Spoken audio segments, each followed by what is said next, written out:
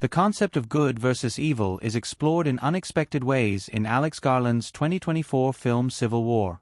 Starring Kelly Spaney, Kirsten Dunst, and Wagner Moura, Civil War chronicles the collective journey of a group of war photographers who join the front lines of battle on United States soil. Civil War's box office success and certified fresh Rotten Tomatoes critic score of 81% helped to become one of A24's highest-grossing movies, earning a worldwide box office total of $122.6 million. Civil War offers a hypothetical near-future scenario in which 19 states secede from the country. The Western forces, led by the unlikely alliance of Texas and California, have militarized under a new American flag with 2 stars as opposed to 50. There is also the Florida Alliance, who are depicted in battle with the loyalist state of South Carolina and play a major role in the violent Washington, D.C. showdown in Civil War's ending. While what caused the conflict in Civil War can be difficult at first to fully grasp, Civil War's real meaning has more to do with the results of a totalitarian dictator clinging to power and the potential downfall of American democracy than highlighting any modern-day political and cultural divisions in the United States. The Western forces, Florida Alliance, and Loyalist soldiers in Civil War all either fight to take down or protect Nick Offerman's president character, who has betrayed the U.S. Constitution and the American people. The Western forces, Florida Alliance, and New People's Army are all essentially different factions with the same cause, which is to take down the tyrannical president, making them the good side in the fight. They're the ones who are treated as heroes and patriots essentially by rebelling and fighting back, much like the original colonists of the United States did against Great Britain during the Revolutionary War. The main photojournalist characters of Civil War are able to tag along with members of the Western forces and the Florida Alliance because freedom of the press, the First Amendment of the U.S. Constitution, is not exactly a friend of the tyrannical president. The president aims to control the narrative of his reign and justify it through unconstitutional means, which makes him both an enemy of democracy and of freedom of speech.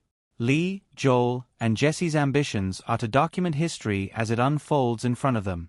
Lee instructs Jesse not to insert her own opinions into their profession, but it's evident that they are rooting for the president's downfall. The president and the Loyalist states are on the bad side in Civil War. The Loyalist states span from New England to Nevada and down to the Carolinas as an enemy of democracy and the constitutional rights of American citizens. Nick Offerman's president is the clear antagonist of Civil War. Though it is never fully explained how he was able to cling to his power and overrule the long-established three-pronged American political system of checks and balances, the president has authorized heinous acts against American citizens such as drone strikes on United States soil. He also disbanded the FBI, which allowed crimes to run rampant across the United States without punishment. He is no longer the leader of the free world but of his own maniacal attempt to rule the country through absolute power as its dictator. While the fascist president essentially started the conflict that sparked the Civil War, many Loyalist states are aligned with him, and they're treated as the villains of the film.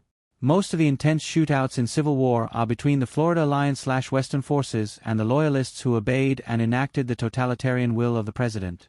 The Loyalist states in Civil War include virtually the entirety of the East Coast besides Florida and Georgia, as well as New York and Pennsylvania. Many Midwestern states such as Ohio, Michigan, and Colorado are Loyalist as well. The westernmost Loyalist state is Nevada. Arizona and New Mexico, which divide California and Texas, are interestingly Loyalist too.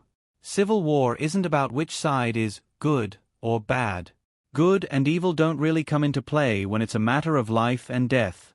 Although there are clear divisions between the good and bad forces at play in Civil War, the battle for the soul of the country is not necessarily the point of the movie. The film is told through the eyes of the photojournalists observing and documenting the surrounding conflict rather than those who are actually in the fight.